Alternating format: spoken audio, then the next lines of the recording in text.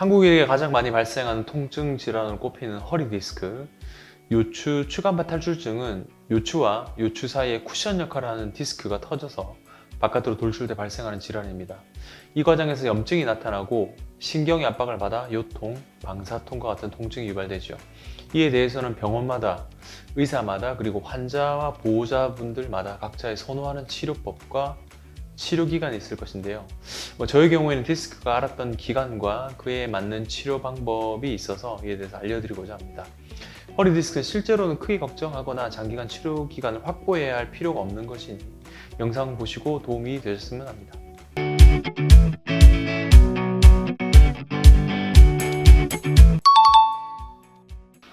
초기 디스크, 일주일 전후 요통. 보통 이 시기에는 무거운 물건을 들거나 어떤 동작을 취하면서 허리에 뚝소리가 나거나 허리에 힘이 풀리면서 힘을 쓰기 어렵다는 증상을 주소로 외래통에 혹은 응급실통에 내원하십니다.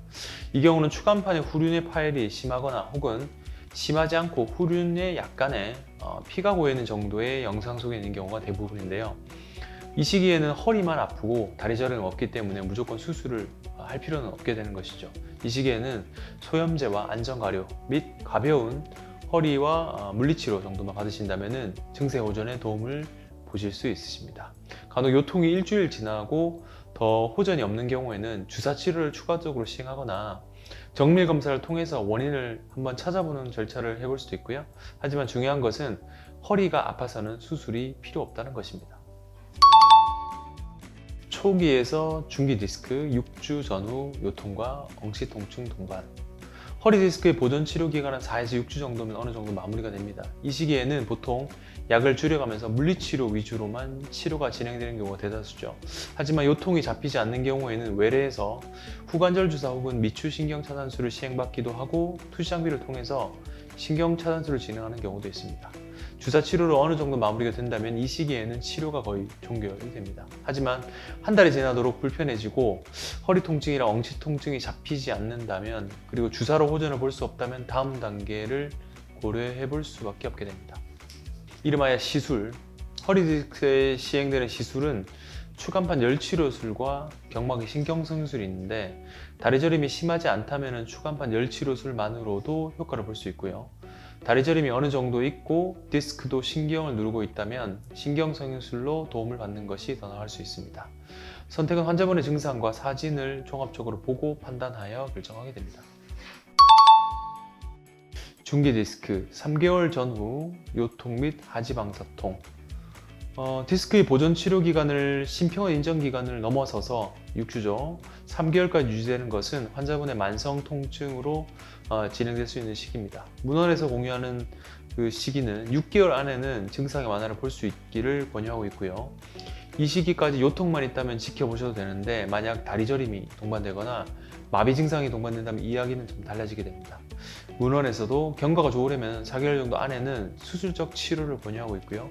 실제로도 요통으로 오랫동안 디스크를 놔두게 된다면 주변으로 혈관이 많이 자라나게 되어서 수술 후 결과가 좋지 않은 경우를 흔히 볼 수 있습니다.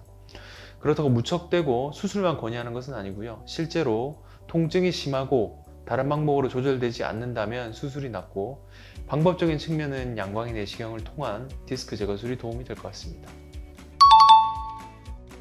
말기 디스크, 6개월 이후.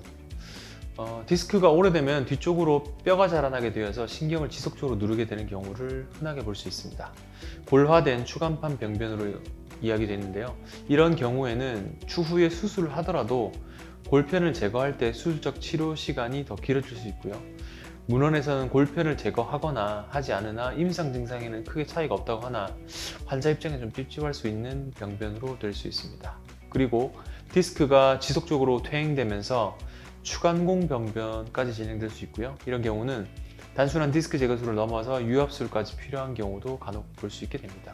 그리하여 무턱대고 보존적 치료만을 고집하는 것보다는 미리미리 증상이 더 심해지기 전에 정밀 검사를 통해서 전문의와 상의해 보시기를 권유드립니다. 응급수술. 대소변장애가 동반되는 말총, 마미총 증후군, 운동신경장애가 동반되는 발목 마비 환자, 특히 발목을 아래로 내리는 것도 되지 않거나 혹은 위로 올리는 것도 되지 않는 환자들은 수술을 빨리 하는 것을 추천드립니다.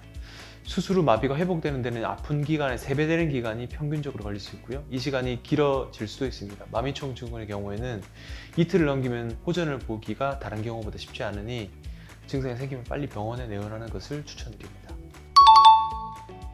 허리 디스크는 만성 질환으로 재발률이 높기 때문에 치료만큼 예방도 중요합니다. 평소 의자에 앉을 때 허리를 곧게 펴고 엉덩이가 등받이에 밀착될 수 있도록 의자 깊숙이 앉는 습관을 들이고 가벼운 운동으로 근력을 기르되 허리에 무리가 가는 격렬한 운동은 피하는 것이 좋습니다.